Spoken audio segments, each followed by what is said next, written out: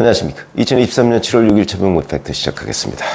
중앙일보에 보니까 검찰이 천화동인 6호 소유주 조우영 씨가 김만배 씨의 지시를 받고 부산저축은행 수사 관련 거짓말을 했다. 뭐 이런 기사가 나왔습니다. 내용이 대충 뭐냐면 대장동 수사는 2021년 9월에 시작이 됐죠. 근데 시작되자마자 김만배 씨가 이 조우영 씨한테 부산저축은행 수사 때 윤석열이 커피 타줬다고 말할 테니까 양해해달라 이렇게 얘기를 했다는 거죠. 근데 이거는 왜 그러냐? 대장동 이 문제가 이재명 당시 성남시장을 중심으로 한 그 공무원과 업자들 간의 비리가 아니고 부산저축은행 수사를 제대로 안 하고 봐줬기 때문에 생긴 일이다. 이렇게 프레임을 만들어가기 위해서 윤석열 검사가 대검 중수부 검사일 때 부산저축은행 사건에 수사를 했는데 그때 그 핵심 인물인 조우영 씨를 이렇게 봐줬다. 요런 프레임을 만들려고 김만배 씨가 짰다. 이거거든요. 그런데 나중에 이 조우영 씨가 그해 11월에 검찰에 출석해서 사실은 그거 그 윤석열 검사 만난 적 없다. 이렇게 진술을 했다는 거죠. 그렇다면 결국 김만배 씨가 대장동 수사의 프레임을 이재명 중심에서 윤석열 쪽으로 몰고 가기 위해서 수사 초기에 공작을 했다. 이런 얘기가 되는 거죠. 왜 그랬을까요? 이것만 있는 게 아닙니다. 바로 그 9월 달에 김만배 씨가 신앙님 전 그 언론노조 위원장 이 사람하고 1시간 12분 정도 대화한 걸 녹음을 합니다. 여기에 보면 이런 얘기가 또 나옵니다. 윤석열 당시 대검 중수부 검사와 박영수 변호사를 통해서 조우영 씨가 사건을 자기한테 해결해달라고 해서 해결했다. 그러면서 자기가 박영수 검사를 이 조우영 씨의 변호인으로 소개해줬고 조우영 씨가 대검 중수부에서 윤 대통령을 만났다. 근데 윤석열이가 내가 조우영이야? 이러면서 박영수 검사가 커피 주면서 몇 가지를 질문하더니 박 무슨 검사가 이건 이제 다른 검사입니다. 중수부에 질문하더니 조우영을 보내주더래. 그래서 사건이 없어졌어. 이런 얘기를 김만배 씨가 신앙님 전 한국 언론노조 위원장한테 합니다. 거짓말이죠. 그러니까 자기가 조우영 씨와 자기가 짜고 윤석열 검사가 당시에 부산저축은행 사건을 무마했다는 이 프레임을 만들고 그 프레임을 똑같이 신앙님 전 언론노조 위원장한테 얘기하고 그걸 녹음하고 그리고 그걸 나중에 공개하고 전형적인 대장동 수사 방해를 위한 공작이죠. 그것도 또 왜 그랬을까? 이거는 이 이후에 2022년 2월 TV 토론에서 그때는 대선 경선 때니까 이재명 후보가 이런 주장을 했습니다. 윤석열 후보한테 물었습니다. 왜 조우영 씨 커피를 타줬느냐? 그러니까 윤석열 당시 후보가 그런 적이 없다. 그랬는데 대선을 사흘 앞두고 2022년 3월 6일 뉴스타파라는 곳에서 이 내용을 공개했습니다. 그러니까 김만배 씨는 처음부터 9월부터 대선 때까지 줄곧 대장동 수사를 방해한 거다. 그 방해한 이유가 있을 것 아니냐 궁금해지는 거죠. 그런데 제가 말씀드렸듯이 바로 11월에 문재인 검찰에서 윤석열 검사 만난 적 없다 이렇게 얘기했는데 당시 문재인 검찰이기 때문에 문재인 검찰은 이 내용을 전혀 공개하지도 않았고 언론도 취재를 못해서 보도를 못했습니다. 그러니까 여전히 대선 전에는 김만배 씨의 대장동 수사 방해 이게 먹혀들었고 거기에 어찌 보면 문재인 정부의 검찰이 일조를 했다. 이렇게 우리가 충분히 판단할 수 있는 대목이다 하는 거죠. 그 다음에 또 하나가 있습니다.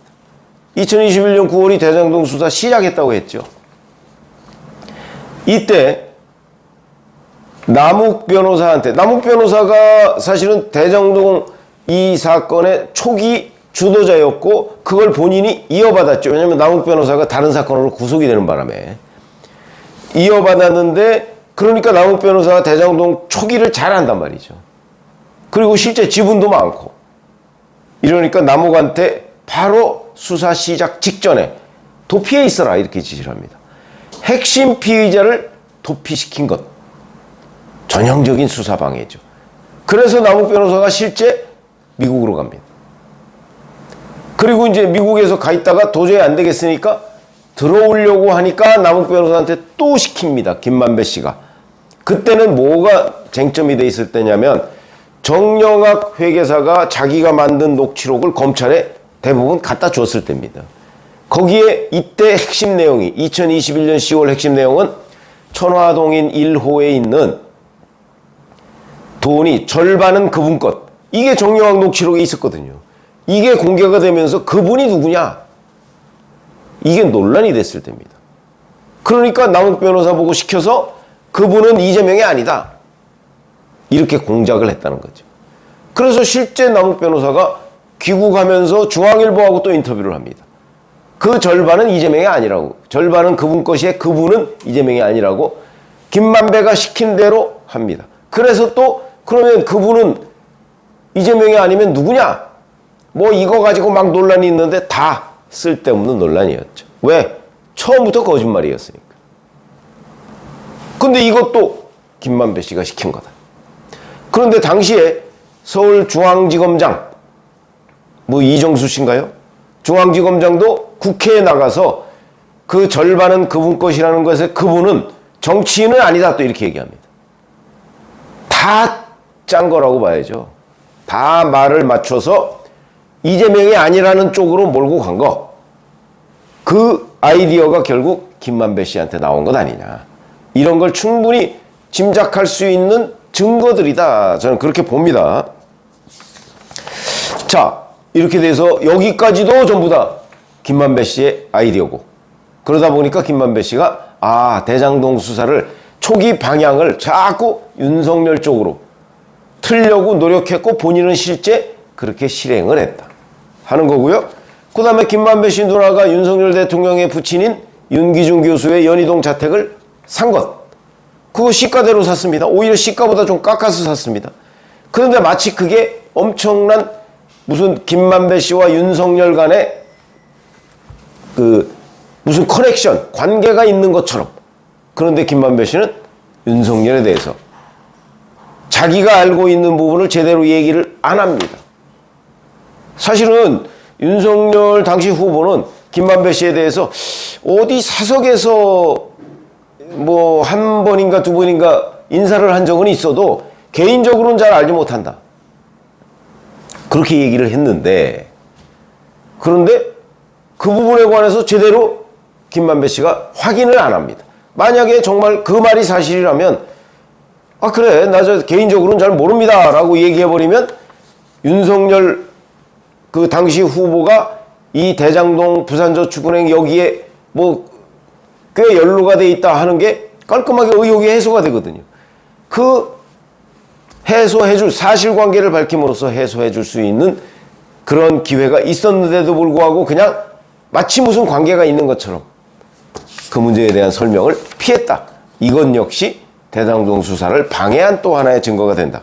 이렇게 얘기를 할 수가 있고 그 이후에 천화동인 1호의 절반은 그분 것이라고 하는 부분과 관련해서 본인은 계속해서 천화동인 1호는 자기 거라고 주장을 합니다.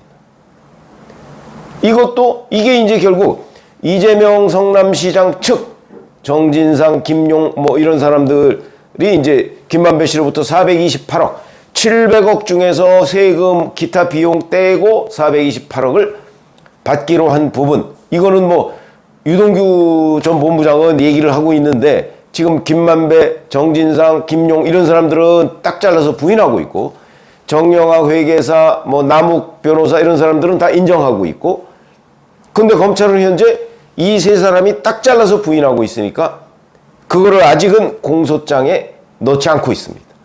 어찌 보면 그게 대장동 뇌물의 핵심이죠.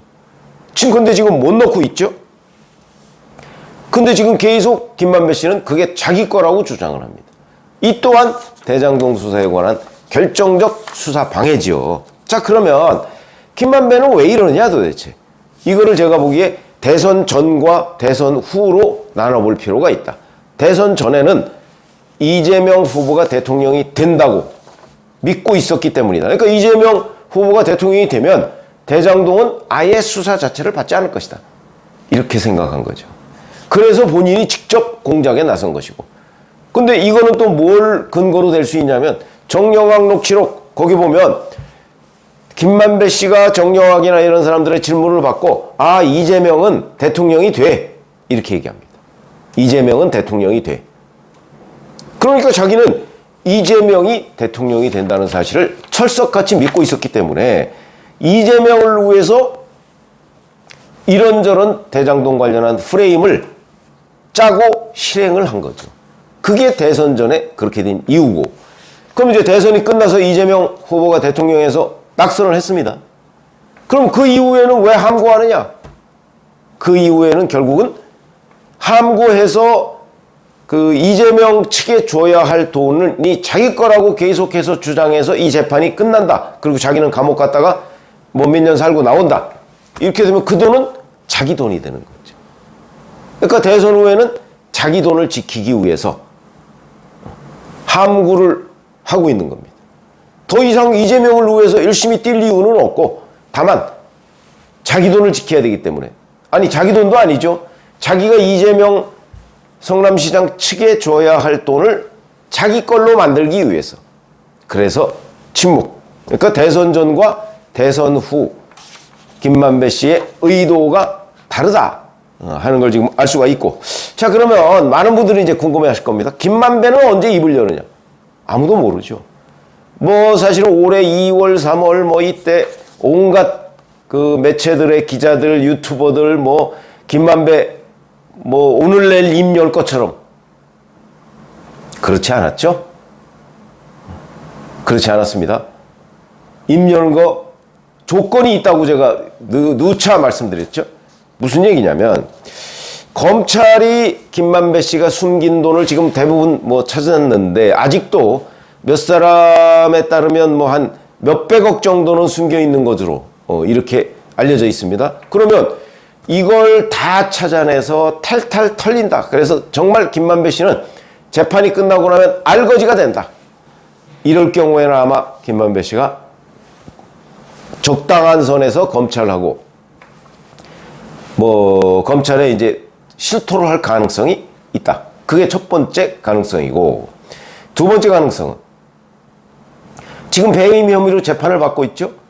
근데 김만배 씨 본인은 그 배임 혐의에 대한 재판을 자기가 이길 걸로 보고 있답니다. 이기면 배임 혐의에 묶여있는 돈은 자기 돈이 된다는 거죠. 자, 그러니까 김만배 씨가 입을 열 가능성, 이거는 첫 번째. 자기 돈을 다 털리면 이제 뭐 자기가 찾을 돈이 없으니까 변심을 할 수도 있다. 그것도 할 수 있답니다. 한다는 것도 아니고. 두 번째, 1심 재판 배임에서 유죄가 나오면 어차피 자기 돈 다 뺏길 거기 때문에 그때는 심경의 변화를 초래할 수 있다. 이것도 초래할 수 있다죠. 한다는 게 아니고. 그 두 가지의 경우에 김만배 씨가 입을 열 가능성이 반반 정도 되는 거고 그렇게 됐는데도 입을 안 열 수가 있는 겁니다. 그렇기 때문에 오늘 제가 말씀드리는 내용은 김만배 씨가 왜 이렇게 대장동 수사를 방해하느냐 하는 부분에 관해서만 일단 말씀을 드렸고 김만배 씨가 언제 입을 열까 하는 부분도 제가 추가해서 말씀을 드렸는데 이거는 뭐 정확하게 얘기하면 잘 모르는 거죠. 김만배 씨도 지금 상황을 지켜보고 있는 거고요. 여기까지 말씀을 드렸습니다. 고맙습니다.